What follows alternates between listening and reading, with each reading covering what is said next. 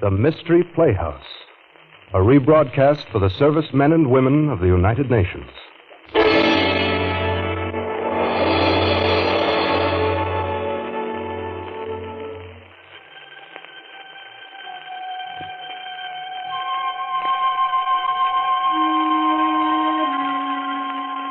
Good evening. This is Peter Lorre. Would it bore you to hear a tale of tragic murder? Are you unwilling to sit through the telling of a strange and horrible story? The brief narrative of a man caught in a web of evil? You're not? Then, my friends, keep right on listening to the Mystery Playhouse.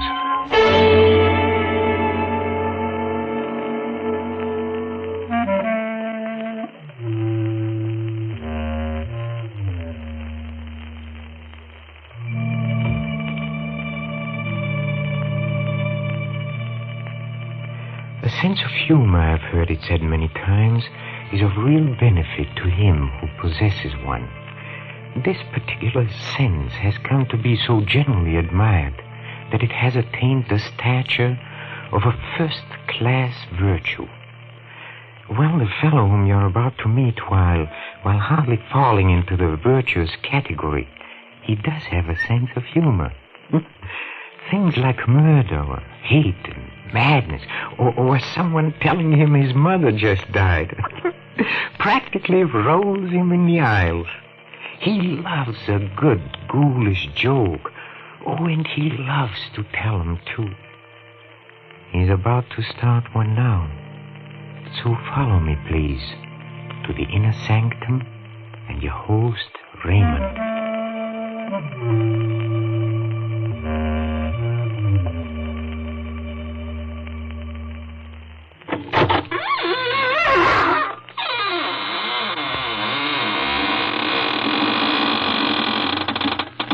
Good evening, friends of the Inner Sanctum. Now, come in, won't you? This is your host, Raymond, again, disturbing the peace. Say, have you ever had the screaming meanies? Did you ever get an attack of the yelling and wailing jitters? You walk in your sleep? Do you ever wake in the middle of the night shrieking at the top of your lungs? Oh, you do? Well, you must be an awfully hard person to live with.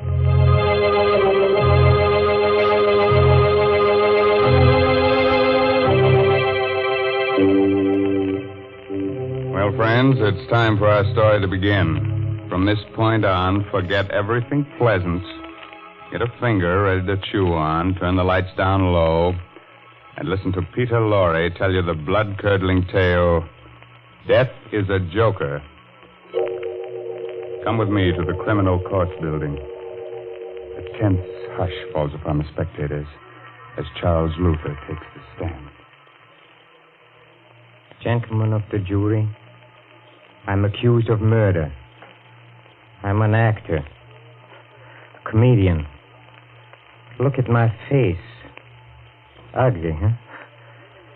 Yes, so ugly that whoever looks at it laughs. I'm not telling you this to win sympathy for myself. I tell you this because it is important to your understanding the strange events that brought me to this courtroom today to plead for my life. Shortly before midnight of November 28th, I went to the apartment of my friend Robert Langwell, the famous actor and matinee artist. Charles, well, this is a surprise. Come in. Thank you. Would you like a drink? No, don't bother. I don't want anything. No? Well, then here, may I take your thing? Oh, excuse me. Hello. Oh, George. Yes, I have the money for you. You'll be up? When? 20 minutes? Yes. Goodbye. George Galvin. You know him, Charles? Yes. Rotten actor, but an excellent poker player. So I've heard. Robert, before leaving the theater tonight, someone told me that you and Julie Winthrop are going to be married. Is it true? Yes, we'll be married in 2 weeks, right after my wife gets a decree in Reno. You must not marry Julie. Not marry Julie? Well, who are you to tell me what I can do? I know Julie well, and I also know you. That's why you must not marry her. Charles, it might be better for you to mind your own business. Julie and I are in love with each other. No, you're not. She's fascinated by your good looks. She's impressed by your fame, but she does not love you. Now, look here.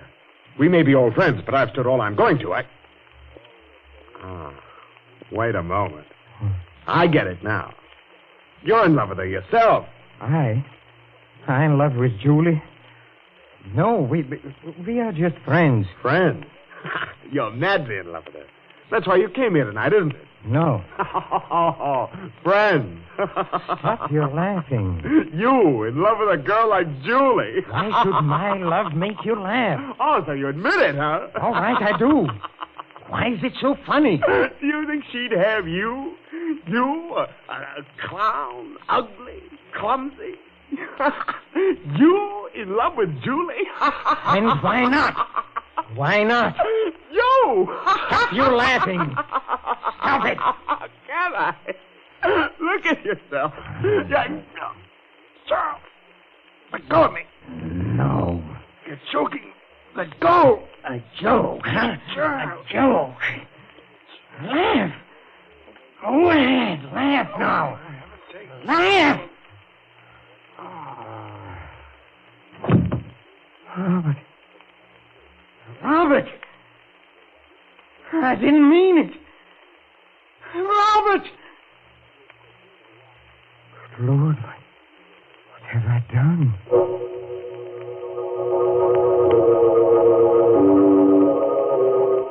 I rushed out of his apartment, trembling. I turned my coat collar up to hide my face. The streets were crowded with people coming from the late movies and restaurants. I tried to make myself act naturally, but it was impossible. Everyone I saw, every pair of eyes that looked at me, seemed to accuse me of my crime. I stopped, waited for the light to change. Paper, mister. Morning paper. Read about the Reynolds execution. Here, let me have one. There you are. I didn't know Reynolds was to be executed tonight. Yeah, they burned him. Well, he deserved it. Murdering his friend like he did. Oh, wait a minute, mister. You forgot your chain. Oh, never mind, never mind.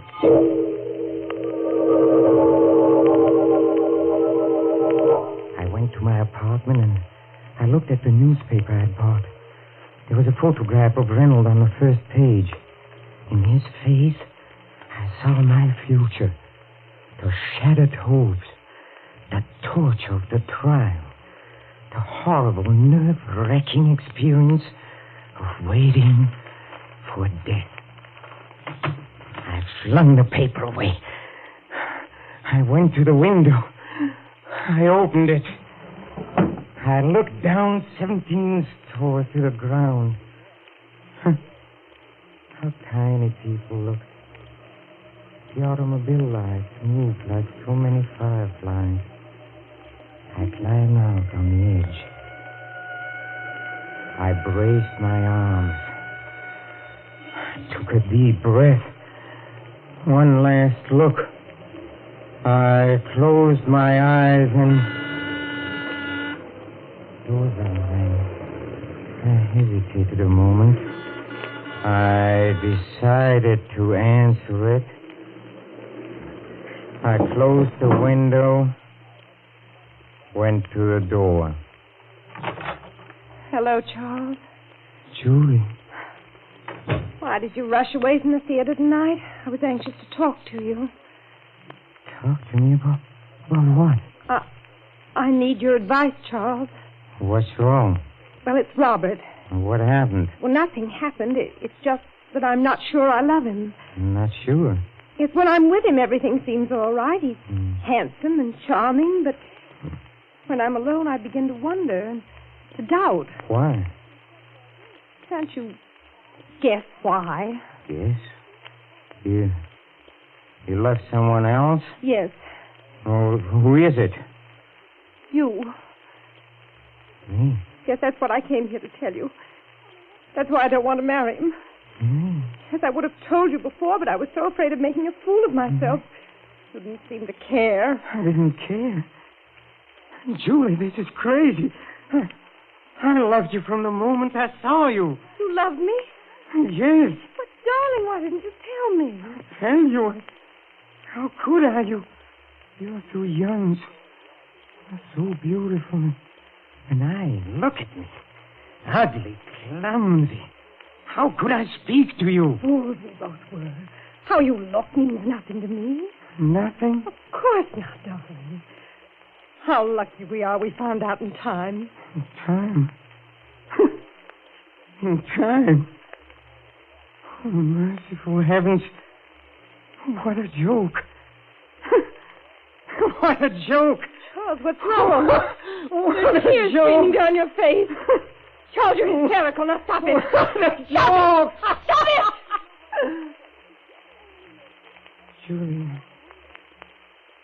something you must know. Yes, sir. Tonight I committed a murder. Murder? What are you talking about? I killed Robert. Killed Rob? Out of your mind. You don't know what you're saying. But is it true? I went to his apartment and we quarreled and I killed him. Oh, no. You told me a moment ago that you loved me. Do you still love me? Yes, Charles. And tell me what to do, Julie. Help me. I can't think. I don't know where to turn, but what can I do, Julie? What can I do?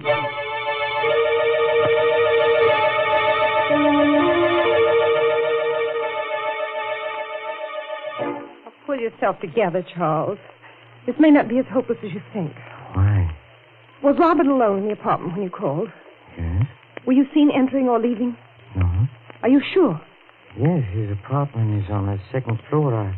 I walked up and down. What time did you get there? Shortly before midnight. And what did you do before that? Went to a movie. Movie. How long did you stay there? Oh, only about 20 minutes. Do you have the ticket stub? Huh? Yes, here it is. Charles, do you realize what this means? They may never find out about you. Never find out? That's right. They won't suspect you since they can't know your motive. No one saw you enter or leave, and you have an excellent alibi. Motive? Alibi, Julie? Do you realize what we are doing? We are talking of this as if we planned this crime, as though we were criminals. But I committed a crime, yes, but I'm no criminal. I didn't mean to do it. I know, darling, I know. You must think of your own life now. Oh, And mine. Yes, Julia. Oh, I see what you mean. I'm not a criminal, but I must play the role of a criminal now. A subtler, clever criminal who is cunning enough to escape punishment. Can I do it? Can I do it, Julia? Charles, listen to me. We must find out how much the police know. If it's hopeless and they have found out about you, then it would be best to give yourself up. But let's not make any decisions until we know. But how can we know? Did Robert expect anyone tonight? Yes, George Galvin phoned while I was there. He said he'd be up in about 20 minutes. Then the body must have been discovered by now. Yes, I'm sure the police must be there by this time. I think that I'll go to Robert's apartment. No, Julie, no. I don't want you to become involved. I'm already involved. If it weren't for me, this horrible thing would never have happened. The least I can do is to help you now. But, Julie... Promise me you'll not leave this apartment, Charles. All right. I won't be long. Julie. Yes. If something happens, if something goes wrong and is separated before you return, I want you to know that I don't know what to say, Julie. You don't have to say it, darling. I know what you mean. Goodbye. Goodbye. Criminal. I have to think like one, to act like one, have to be one. What question would they ask? Where were you at 12 o'clock midnight of November 28th? I was in a movie. Here's the stub. No, they can see immediately that I'm lying. My voice must not tremble. I shouldn't be so quick with the answer. Where were you at 12 midnight of November 28th? Where was I? Let me see. Well, I left the theater and I went to a movie. It was a very amusing picture. Very amusing. Can you prove what you say? Proof? Well, I don't know. It would be difficult. One may have the ticket stuff somewhere. Yes, here. Let me show it to you. Here it is. Did you ever quarrel with Robert Langwell? Wow, we were friends. We played in many shows together. We were on the best of terms. That's all, Mr. Luther. You may leave now. Yes, I can plead. It is possible. I can escape punishment. Police? Can it be the police? Or maybe it is Julie. Good evening, Charles. George Gell. I know it's rather late for an unexpected visit. Yes, it is. But this is important, Charles. A matter of life and death, you might say. What do you mean? Have you a cigarette? Yes, here. Thanks. What's the matter, Charles? Your hand's trembling. It's nothing. You don't seem to be your usual self this evening. No quips, no jokes. What's wrong? I don't always feel like joking. Yes, Charles. It's strange about human nature, isn't it? Who would have ever dreamed that tonight, a few minutes before midnight, you entered Robert Langwell's apartment, quarreled with him over Julie, and choked him to death? What are you talking about? You're an excellent actor, Charles. But you're wasting your talents on me. Save them for the footlights. Or the police? Police? Will you please tell me what all this is about? Still acting, huh? Now, look, Charles. You killed Robert shortly before midnight tonight. You are mistaken. I was in a movie at that time. Oh, so that's your alibi. Very clever. No, Charles. Either we discuss terms now, or I go to the police. Wait. How did you find out? That is my secret. What do you want? Money. All you have on hand. All you can dig up. All right. Come with me. I have some money in the bedroom. All right. Just a moment. What is the business? Yes. Why? I'm taking no chances. Let's go. All right. Well, where's the money? Charles, stand back or I'll fire. Stand back. No! Let go of my hand. Let go. I'll twist it. I'll twist it till the gun points to your head. There. Charles, let go of my hand. You don't know what you're doing. Go on. Fire now. The bullet will enter your brain. Fire. Charles. Fire. Charles, don't. I'll make you fire. I'll squeeze your fingers. Charles, let go. Go on. This is all a joke. I'll make you. Stop it. Charles.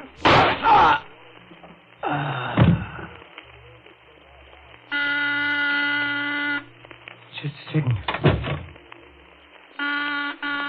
Just a second. Charles. Darling. Darling, there's nothing more to worry about. Everything's all right now. We can be married and go on living and never fear anything. What makes you say that? Darling, you didn't commit a crime at all.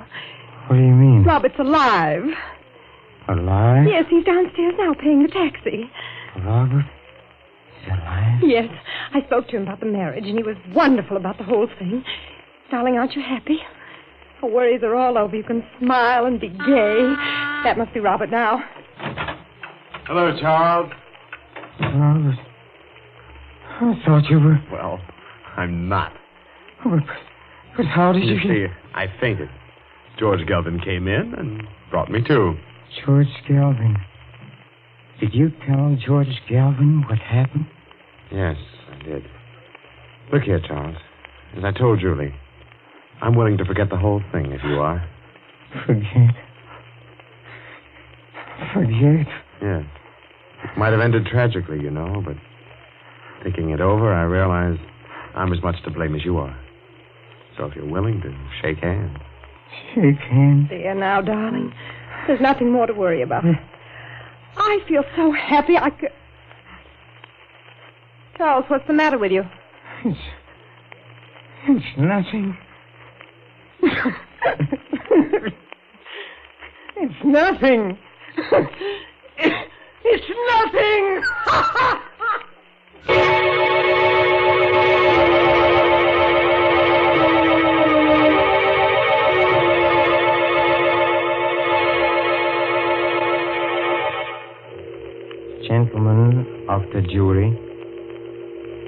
I became a criminal. Well, because I thought I had committed a crime, and I had to think like a criminal. My motives were those of all men. I wanted happiness and wanted marriage to the woman I loved. What would you have done in my place?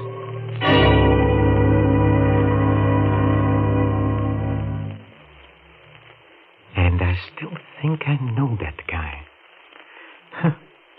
I wish I could place him. Well, it must be wonderful to have a sense of humor, but I don't think Charlie feels much like laughing. Do you? We'll pay a return visit to the Inner Sanctum and its fun-loving host Raymond soon, but don't go, please. Not until we drop in at the green room, where the players are rehearsing our next performance in a mystery playhouse. Come with me, please. Come. Change the dressings at midnight and again in the morning, nurse. Yes, Doctor. Well, Doctor, what did you find? Will I be blind? Is it very bad? Now, take it easy, Mr. Denton. There's nothing to worry about. Nothing at all. You're sure? You aren't just saying that. I'm quite sure. Valerie, did you hear that? I'm not going to be blind. Valerie, where are you? Right here, darling. Did you hear? I won't be blind. Isn't that wonderful? Yes, darling, it's marvelous. You don't sound very excited. Valerie, don't you realize I'm going to see again? She doesn't sound excited because I don't want you to be excited, Mr. Denton. You've got to relax. Try to sleep. Sleep? With this ungodly pain? My eyes feel as though they were on fire. That will stop as soon as the opiate I gave you takes hold. You'll be comfortable, I'm sure. Now, good night. You're going now, Doctor? Yes, I'll look in on your husband in the morning. Stephen? Yes, Valerie? Do you mind if I step out into the corridor for a moment? But you promised not to leave me. I'm afraid, Valerie. Everything's so dark. The nurse will be here, dear, if you want anything. I just want to ask Dr. Wade some questions. Questions? But he's already told us. Yes, Stephen, I know. But I'd like to find out about the treatment and how I'm to take care of you when we get you home, you know. Just little things. All right. But hurry back. I want you near me. I will, dear. Good night, Mr. Denton. Good night, Doctor. And thank you. You're quite welcome. After you, Mrs. Denton. Thank you. I suggest we step into the consultation room across the hall. We'll have more privacy. All right. Here we are. Thank you. Well, it's been a long time, Valerie. Yes, Paul, it has. Almost 10 years, isn't it? About that? Strange that you should have called me, of all people, to treat your husband's eyes. Oh, I was panicky, Paul. I didn't know what to do. It all happened so suddenly. Stephen was working in his laboratory at the house when suddenly I heard a violent explosion. I ran in and found him clutching his eyes and screaming, "I'm blind." First thing I thought of was an ambulance.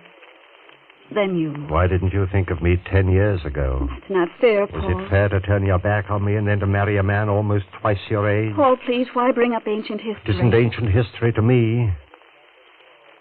I've never forgotten you. Paul, about Stephen's eyes. What about them? I have a feeling that you weren't telling him the truth. You're right. Oh, you mean he's not going to regain his sight? He's going to be blind? Oh, Paul. You don't expect me to be terribly concerned, do you, Valerie? After all, he did take you away from me. Don't be vindictive, Paul. It wasn't Stephen's fault. He didn't even know of your existence. And you never told him that we were on the point of being married? No, never. It's rather ironic that we should meet again at the bedside of my rival, your husband, a man who may forever walk in darkness. Don't say that, Paul. It's horrible. But unfortunately true. A moment ago, you told me not to be vindictive. I'm not, really. But if I were, I could have my fill of vengeance if I told him about us. And then told him that he'll be blind forever. You wouldn't, Paul. Or I might take another form of revenge.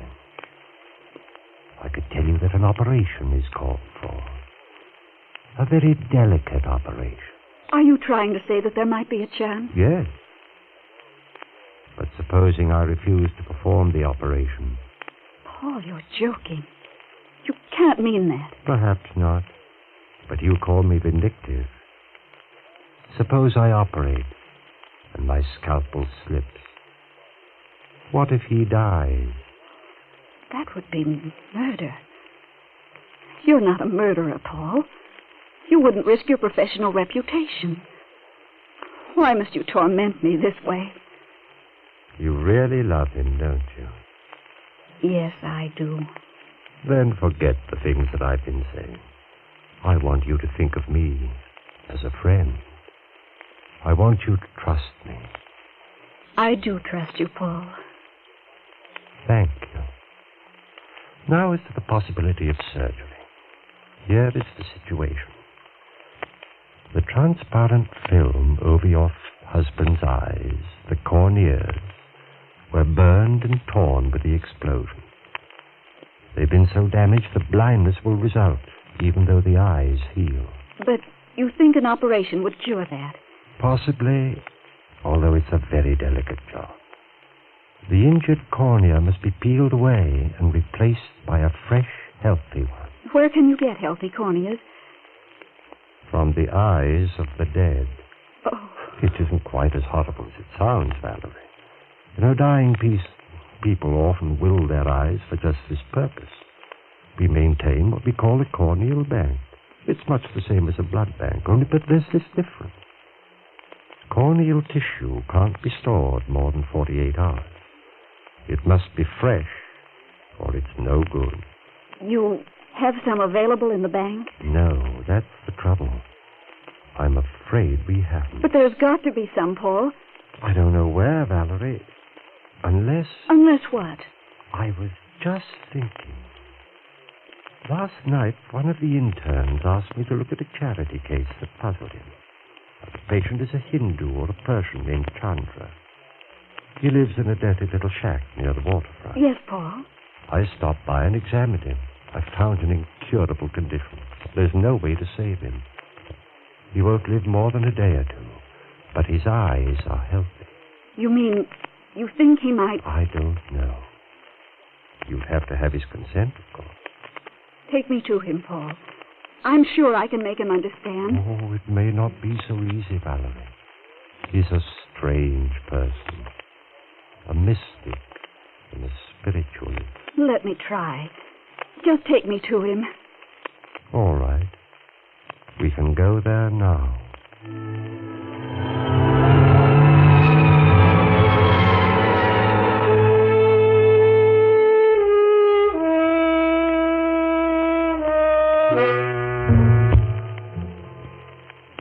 Doesn't the doctor sound familiar to you? Huh? That's right. It's Boris Karloff, up to his old tricks. I think it might amuse you to be on hand for our next performance, when we present Mr. Karloff and Creeps by Night.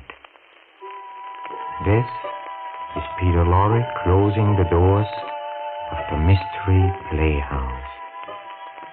Good night. Sleep tight.